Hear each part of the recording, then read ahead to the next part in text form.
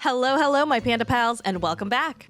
Today we're going to be covering Season 8, Episode 2 of Happily Ever After.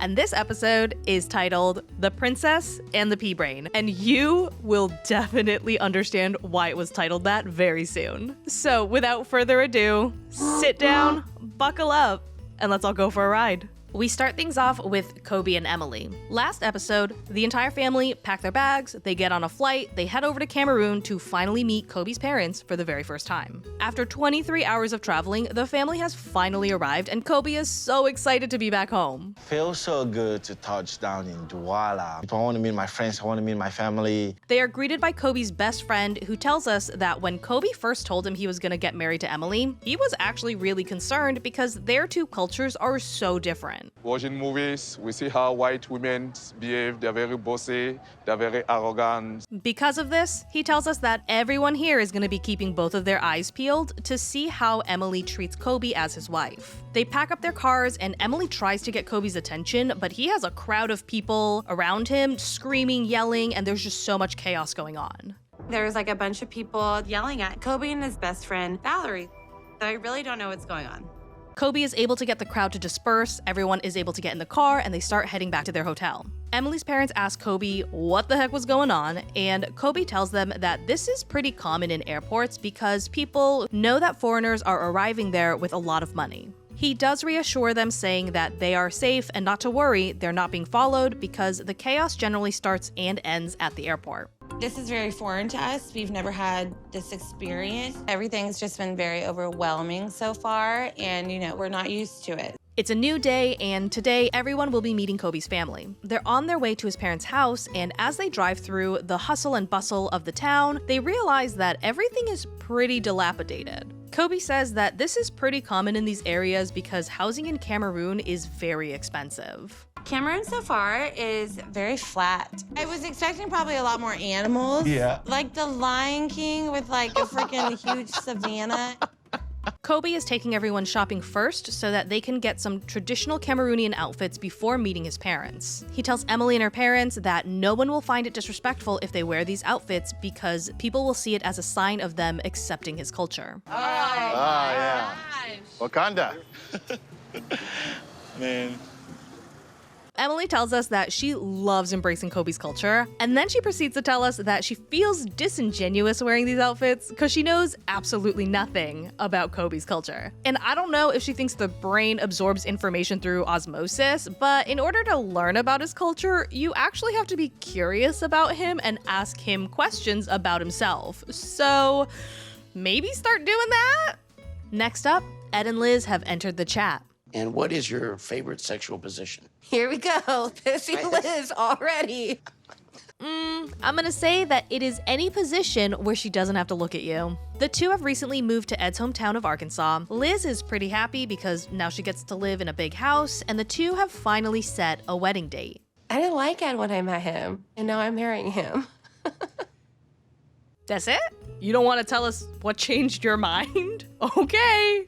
Liz's daughter, Riley, is staying with them for the whole summer, which Ed is very happy about because he thinks that it'll strengthen his bond with Liz. Everyone is sitting at the dining room table, they're making these cute little friendship bracelets, and the two ask Riley if she is okay with the idea of Ed becoming her stepfather. I want to be your stepdad. Would you be okay with that? Yeah. Yeah. Liz hopes that Ed is ready to transition over from being a fun uncle into being a serious stepfather, but she definitely has her hesitations. Ed also mirrors her hesitations, but less about being Riley's stepfather and more about just being Liz's husband. Finally ready to marry me? I'm ready to settle down. Oh, dear men. Or women, if your partner asks you if you are ready to marry them, they want you to say yes. Not, I'm not getting any younger and you're here and good enough.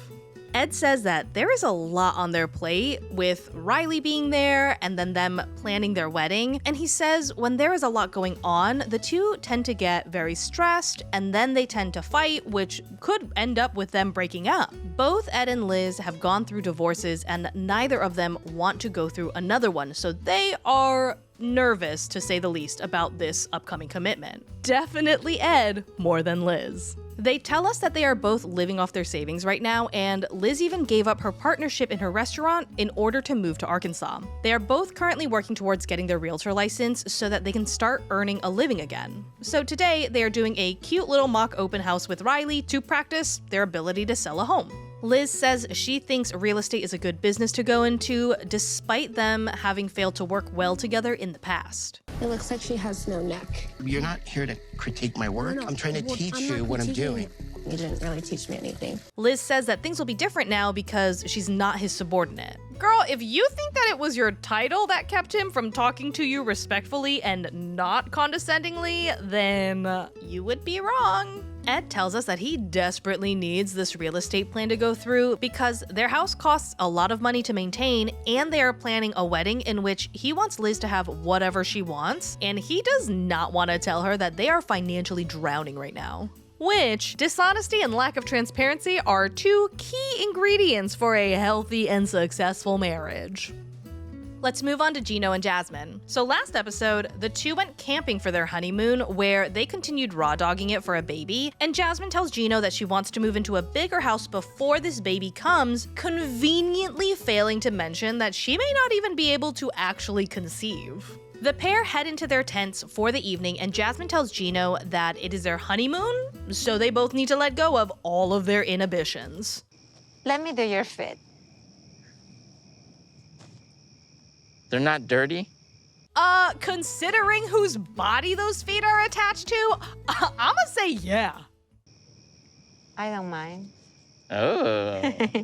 Oh, but could you? Mind? Please? Jasmine then proceeds to take Gino's grubby stubby toes and she puts them in her mouth. She is licking and sucking and this girl is just trying to deep throat his entire foot. She is in heaven. This part of it tastes like cheese. Oh gosh, I love it. Jasmine then asks Gino if he wants her to finger his butthole, and listen, I am not here to kink shame two consenting adults, but holy hell, I am not a consenting adult. I did not sign up to listen to this shit. Especially not between Gino and Jasmine. If I am gonna tread in some non-vanilla waters, it better be between, Megan Fox and, young Keanu Reeves. Not these two. The two wake up the next morning and are very happy with last night's attempt at making a baby. Did you brush? Ma'am, how are you out here acting like, oh, please don't kiss me with your morning breath when you full on put this man's disgusting, dirty, unwashed feet in your mouth? Sit down. Jasmine goes on to pull out this little fertility calendar that she's made, which she's marked with little fishies for the week that she's ovulating. And she tells Gino that he has gotta fill her like an eclair every single day, multiple times, each day for that whole week. Because this is Whoa. this day is Gonna be super rough. I'll need my important. blue pills that day. So Yeah, Gino should be worried. Stamina is definitely not the word that comes to mind when I look at him. Gino starts to feel a little rushed and panicked and tells Jasmine he wants the baby to happen organically, and being on a schedule like this makes it feel so forced. Jasmine tells him that she has to be type A about this because she isn't actually going to be able to conceive a baby that easily. Don't worry, everything's gonna be okay. I think it's gonna naturally happen and you'll get pregnant when you least suspect it. Jasmine is so relieved that Gino did not freak out at the news, and they leave the campsite in pretty high spirits. Jasmine is back home and she video calls her mother and her sister who have been taking care of her kids until she can bring them to America. Lo que pasa es que, mira, tu error es que tú le dejas todas las decisiones o esos procesos a Gino. Jasmine says Gino promised he would bring them here, and if he does not, then the only way she's staying in America is if she dies and they have to bury her there. Jasmine checks in on her mother's health, which has been steadily declining recently, and they say that the doctor did a biopsy to check for cancer and they are currently waiting for results. Jasmine starts to get very emotional because she does not want to be away from her mother should something really bad happen. I'm a crappy mom. I'm a crappy daughter. Should I take a plane back to Panama right now? Gino and Jasmine head out to meet with an immigration lawyer so that they can learn when her kids can come to the States and when she can start traveling back and forth between America and Panama. I'm sorry, but we are getting an attorney. No, because I put too much hard work into this and I've done a great job on it.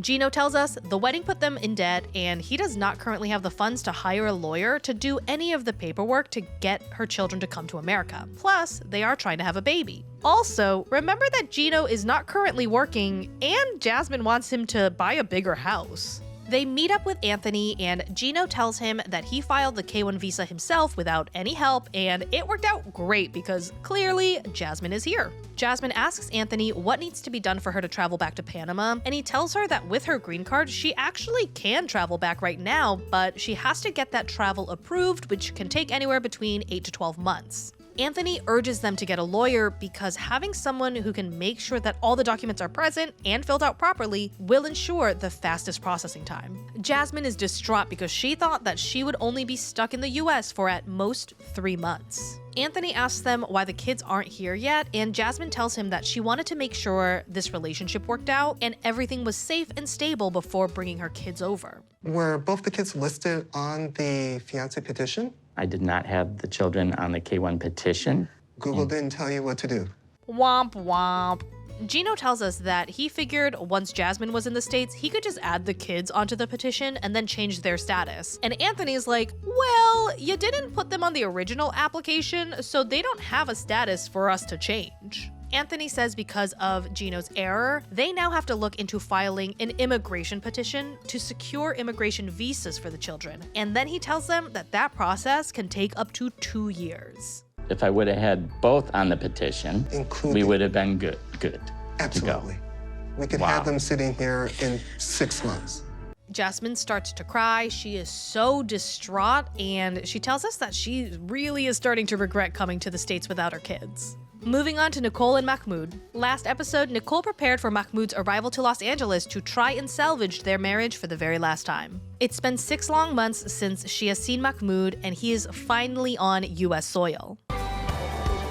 Kiss me, you mother. Shut up. Nicole tries to get him to kiss her, and Mahmoud just avoids her kisses like the plague. So she tries to kiss him again. You didn't want to kiss me on my lips? Mahmoud's in America. I can do whatever I want to him. Ma'am, you still need to respect his boundaries and get consent. Mahmoud then goes on to criticize Nicole's outfit for being too revealing. I wanted to look nice for you, honey. You always look nice. It's okay. It's not like to show you stories. Just don't even ruin a nice No, moment. you don't start. Ugh, girl, chuck him right back on that plane. They start their journey back home, and Mahmoud is definitely getting a culture shock. Are you wearing your seatbelt? No. You have to wear your seatbelt here. You can get in trouble with the police. Mahmoud is already starting to feel homesick, and Nicole is trying to stay positive despite his sour mood because she knows how tired he must be from the flight, but she's definitely starting to spiral. Think you can handle it, living on the street? As we see, They get to her apartment, and her door, those patterns are very interesting. It's looking like a real Georgia O'Keeffe, if you get what I mean. Mahmoud walks around her apartment and they get into the bedroom, and wow, that bed is small. I mean, I know that they are both like wayfishly thin, but damn, their bones are gonna be clacking against each other all night. Mahmoud does not like what he sees. There are too many pillows on the bed, there are weird paintings of women with their pubes just hanging out, there is a naked mannequin just in the living room. why not have clothes now? Because it doesn't matter. She's a plastic doll. Mahmoud is super grumpy and says that he's really tired. Nicole says that he really should have slept on the plane, and while she knows that he's tired, she was really hoping he would be a lot more excited to see her again. Told you, what irritates me that you didn't sleep on the plane, actually. It really does. But, really irritates me. Nicole tosses him the new pajama bottoms and tells him to go take a shower and get ready for bed. Let's go see what's up with Ashley and Manuel. Last episode, Ashley tells Manuel that he needs to trust her and start integrating her into his children's lives. The two are heading home from the Lilac Festival, and Ashley brings up her desire to meet his kids and start to develop a relationship with them. We've been married for almost a year now, and we've made 0 progress with the children. No.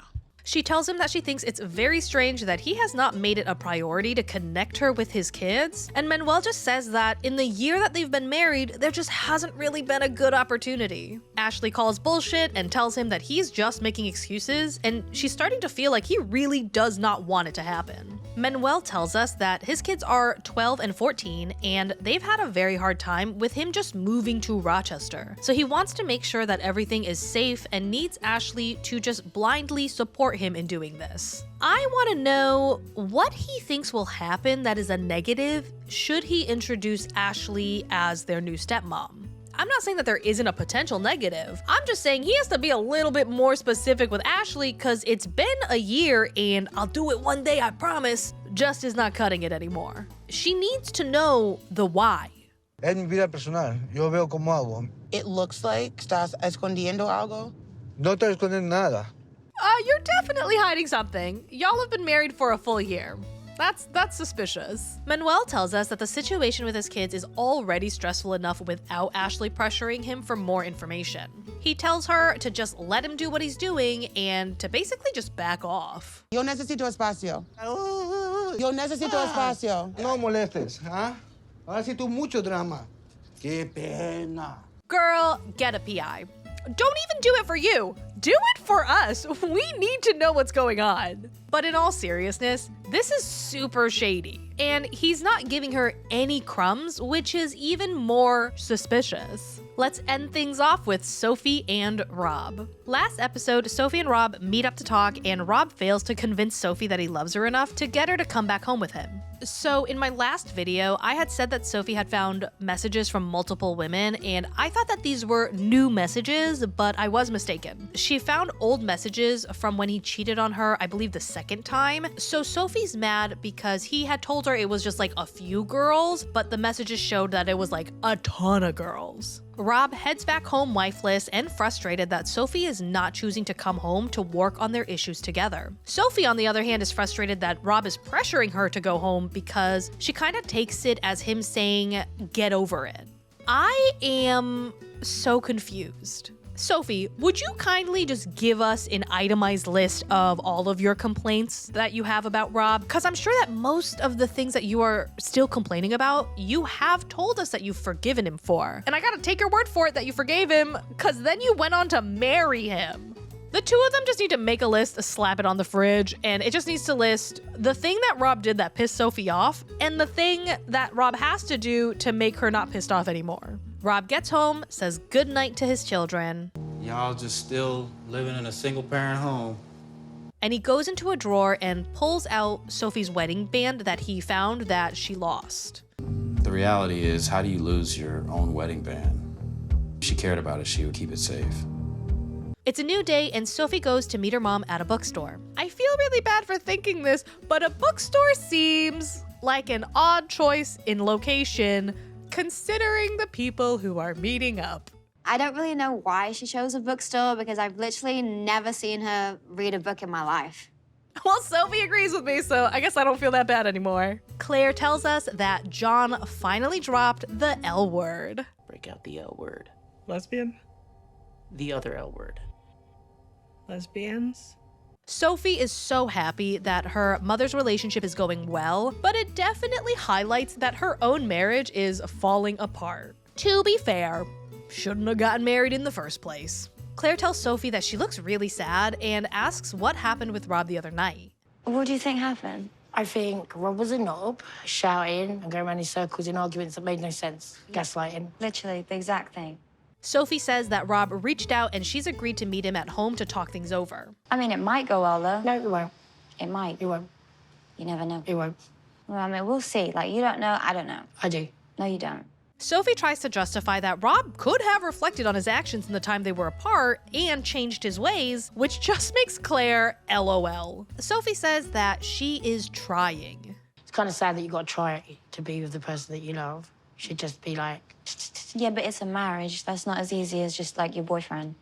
Girl, what are you smoking? Your relationship with Rob doesn't get more difficult because you're now married to him. The only thing that changes is now you need a lawyer to legally be seen as a single woman. He didn't suddenly turn into a butthole just because you guys got married. He's always been one.